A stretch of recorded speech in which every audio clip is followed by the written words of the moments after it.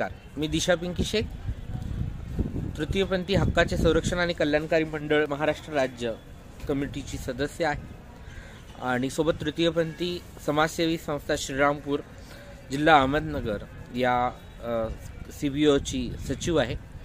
सोबतच वंचित बहुजन आघाडी या पक्षाची राज्य उपाध्यक्ष आहे। LGBTQ कम्युनिटीच्या संदर्भाने मनगुटीवार त्यांचं नावही मला व्यवस्थित येत नाही, त्यांनी सभागृहामध्ये ज्या अपमानास्पद शब्दांमध्ये या समुदायाचा अपमान केला, त्यांची अवहेलना केली, त्यांच्या मानवी मूल्यांच्या अधिकाराला नाकारण्याची भाषा केली आहे, त्याचा मी सर्वप्रथम निषेध करते आणि त्यांना आठवण करून देऊ इच्छिते की ज्या संविधानाने तुम्हाला सभागृहामध्ये नेऊन उभं केले तेच संविधान मला माझ्या सगळ्या LGBTQI कम्युनिटीला या भारताचं नागरिकत्व बहाल करतं। 2014ला आम्ही अधिकृत ही लढाई जिंकलेलो आहोत। या संदर्भाचे निकष कसे असतील या संदर्भात नालसा जजमेंट नावाचं एक जजमेंट आहे, ज्याचा तुम्ही सूक्ष्मरित्या अभ्यास करावा। विरोधाला विरोध म्हणून काहीही तोंडाच्या वाफा सोडू नयेत याचा आम्ही तुम्हाला वारंवार निषेध करून त्याची जाणीव करून देत राहू। तुम्ही कम्युनिटीची जाहीररित्या माफी मागावी, नाही तर तुम्ही आम्हाला जिथे दिसाल तिथे तुम्हाला आम्ही काळे झेंडे दाखवू, शाही टाकू तुमच्यावर किंवा तुम्हाला घेराव घालू।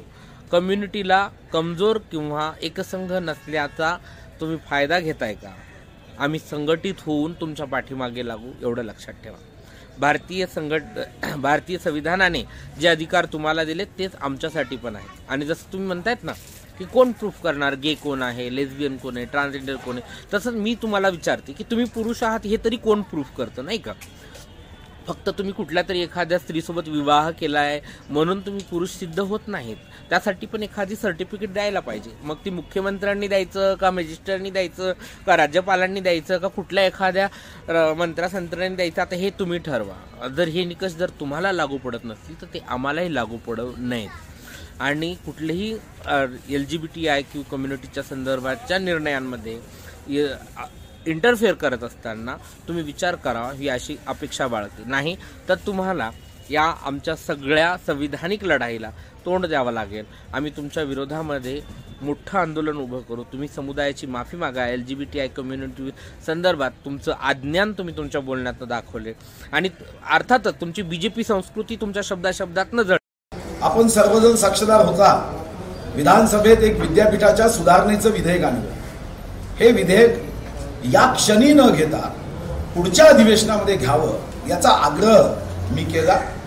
आदित्य ठाकरेजी व श्री अजितदादा यांनाही आवाहन केलं, विनंती केली की या राज्यातल्या 3 करोड विद्यार्थ्यांवर 23 विद्यापीठांवर जर या विधेयकाचा परिणाम होणार असेल, जो काही परिणाम चांगला वाईट होणार असेल त्यावर चर्चा झाली पाहिजे आणि या चर्चेसाठी त्याच विधेयकामध्ये असणाऱ्या शब्दांचा मी उपयोग केला। कोणाचा या संदर्भामध्ये अधिकार वंचित व्हावा, कोणी अधिकारापासून वंचित व्हावे या मागची ती भावना नव्हतीच आणि म्हणून ज्या शब्दाबद्दल मी भाषा व्यक्त केली त्यामध्ये अवमान करण्याचा विषय नव्हता, त्यामध्ये स्पष्टता यावी, संदिग्धता असू नये।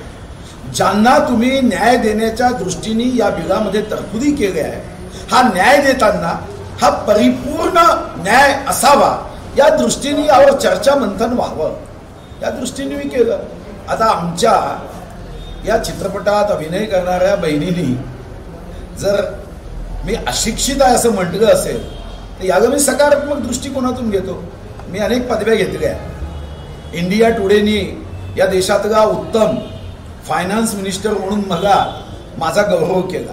दैनिक लोकमतनी महाराष्ट्रीयन ऑफ द इयर म्हणून माझा गौरव केला। ISO देणाऱ्या संस्थेने देशातल्या राजकीय नेत्याचं आणि विशेष करून देशातल्या मंत्र्याचं पहिलं ISO कार्यालय म्हणून माझा गौरव केला।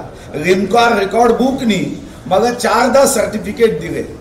तरीही जर या महाराष्ट्रात कोणाला वाटत असेल की मी अशिक्षित आहे तर मी सकारात्मक घेतो की मी अजून जास्त या नवीन वर्षात कष्ट करेन, मेहनत करेन, अभ्यास करेन, पुस्तकं वाचीन आणि त्या अभ्यासाचा ज्ञानाचा फायदा समाजाला व्हावा, वंचित शोषित समाजाला व्हावा, राज्याच्या प्रगती उन्नतीमध्ये व्हावा या दृष्टीने प्रयत्न करेन।